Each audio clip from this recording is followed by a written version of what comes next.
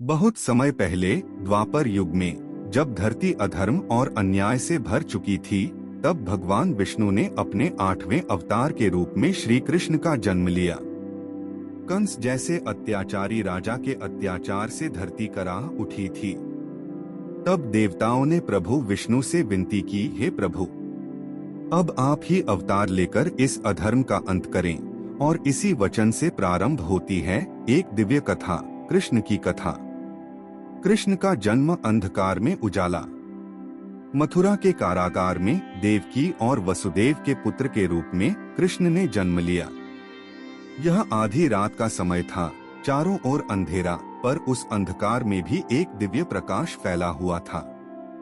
Jail के द्वार अपने आप खुल गए, पहरेदार गहरी नींद में सो गए और वसुदेव जी ने नवजात बालक को लेकर यमुना नदी पार की।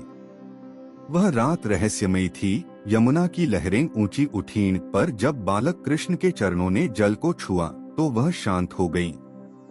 वसुदेव ने कृष्ण को गोकुल में नंद बाबा और यशोदा माता के यहाँ पहुँचा दिया, जहाँ उनका बचपन बीता। गोकुल की गलियों में नटखट कान्हा, गोकुल का नटखट कृष्ण सभी के दिलों की धड़कन बन गए। उनका बचपन खेल, हंसी और चमत्कारों से भरा हुआ था। वह बांसुरी बजाते, गाय चराते और गोपियों को छेड़ते। उनकी मुस्कान से पूरा गांव खिल उठता। माखन चुराना तो उनका रोज का काम था।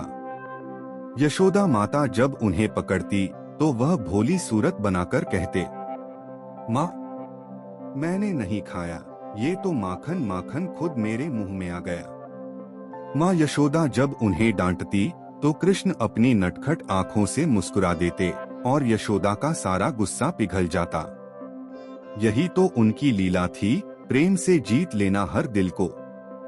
कालिया नाग का मर्दन, बुराई पर अच्छाई की विजय।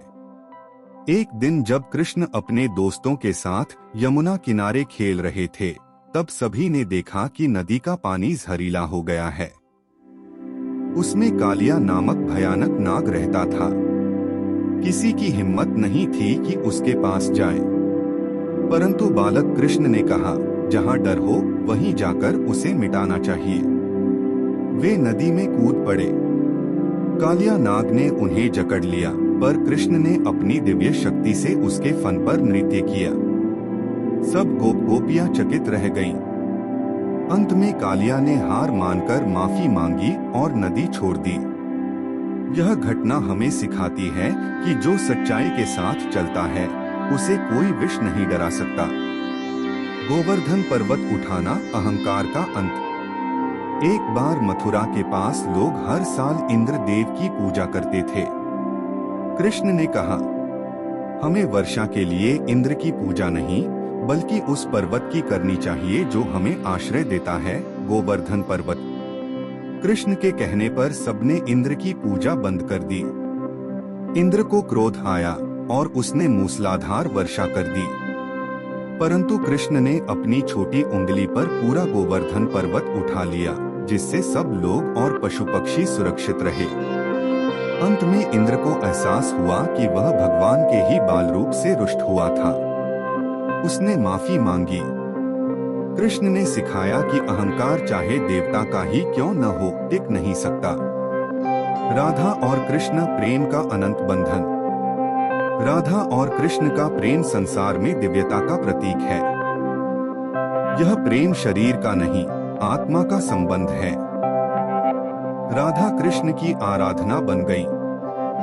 जब भी कृष्ण बांसुरी बजाते, राधा की आत्मा झूम उठती। उनका प्रेम हमें यह सिखाता है कि सच्चा प्रेम अपेक्षा नहीं करता, वह केवल समर्पण जानता है। राधा और कृष्ण का मिलन तो भौतिक रूप से नहीं हुआ, परंतु उनका नाम सदा एक साथ लिया जाता है, क्योंकि उनका बंधन आत्मिक था, शाश्वत था।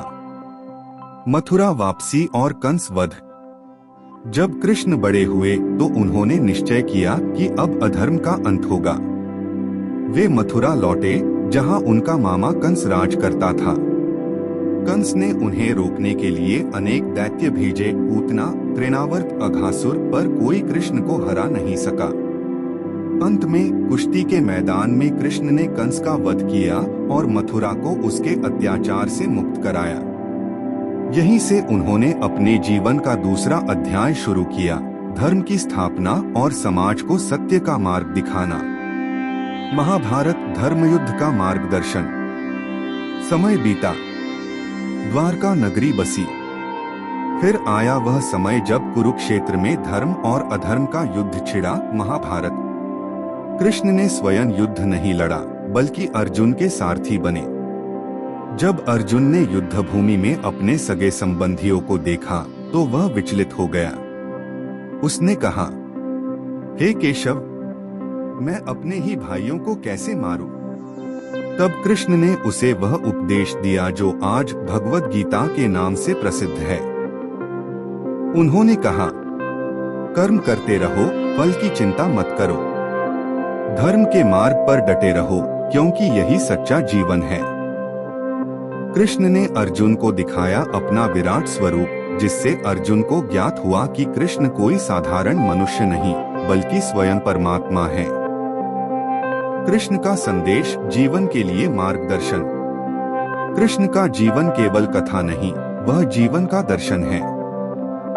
उन्होंने हर अवस्था में प्रेम, करुणा और संतुलन का मार्ग दिखाया। उनकी शिक्षाएं आज भी उतनी ही प्रासंगिक हैं।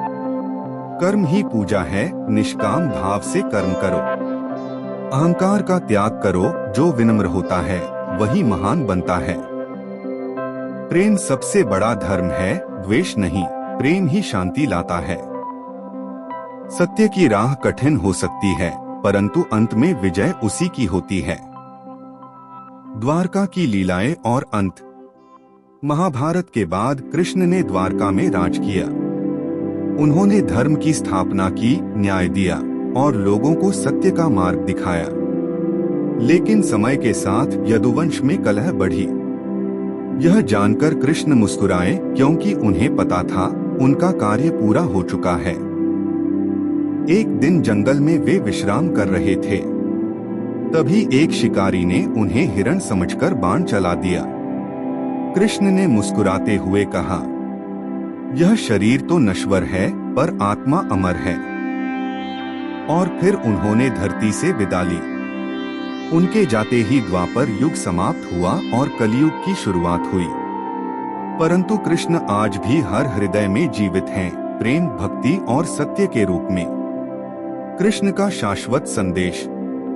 श्री कृष्ण का जीवन हमें यह सिखाता है कि जीवन में चाहे कितनी भी कठिनाइयां क्यों न हो, हमें हंसते हुए, प्रेम से और धर्म के साथ आगे बढ़ना चाहिए। वे कहते हैं, जब जब धरती पर अधर्म बढ़ेगा, मैं धर्म की स्थापना के लिए अवतार लूंगा। और इसलिए जब भी हम अन्याय, दुख या अंधकार से घिरते हैं, हमें याद करना चाहिए कृष्ण की मुस्कान, जो हमें याद दिलाती है कि सच्चा बल भीतर के विश्वास में है। समापन। श्री कृष्ण का नाम लेना मात्र ही मन को शांत कर देता है। उनकी बांसुरी की धुन आज भी हर भक्त के हृदय में गूंजती है। राधा का प्रेम, अर्जुन को दिया गया ज्ञान और यशोदा का स्नेह, ये सब मिलकर बताते हैं कि कृष्ण केवल भगवान नहीं, बल्कि संपूर्ण जीवन का दर्शन है। जय श्री कृष्ण। जहाँ प्रेम है वहाँ कृष्ण है, जहाँ सत्य है वहाँ धर्म है, और जहाँ भक्ति है वहाँ स्वयं भगवान है।